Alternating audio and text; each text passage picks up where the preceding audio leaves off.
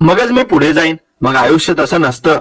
तुम्हाला पाण्यात उतरल्याशिवाय पोहायला शिकता येत नाही. काठावर बसून फक्त विचार केला तर भीती वाढतच जाते.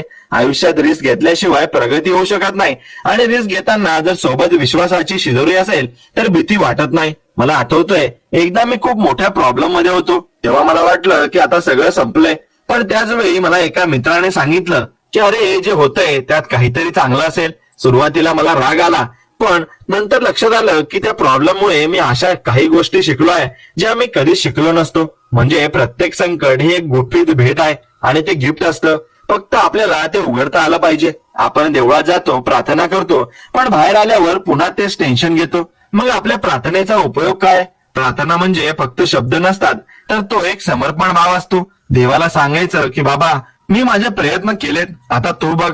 हे जेव्हा आपण मनापासून म्हणतो तेव्हा खऱ्या अर्थाने आपल्याला शांतता मिळते. आपलं घर, आपली माणसं ही आपली खरी संपत्ती आहे. आपण बाहेरून खूप मान मिळवतो, पण जर घरात आपण आनंदी नसू तर त्या मानाचा काय उपयोग? साधी गोष्ट आहे, जर आपण सुखी राहायचं ठरवलं तर आपल्याला कोणीच दुःखी करू शकत नाही. सुख हे परिस्थितीवर अवलंबून नसतं, तर ते मनस्थितीवर असतं. आपण अनेकदा चिडचिड करतो, रागावतो, पण त्याने समोरच्याचं नुकसान होण्यापेक्षा आपलं जास्त नुकसान होतं. रागाच्या भरात आपण अशी वाक्य बोलून जातो जी नंतर आपल्याला टोचत राहतात. त्यापेक्षा थोडा संयम ठेवला तर गोष्टी खूप साध्या होतात. आणि स्वामी समर्थांनी नेहमी सांगितलंय की कर्मावर लक्ष द्या.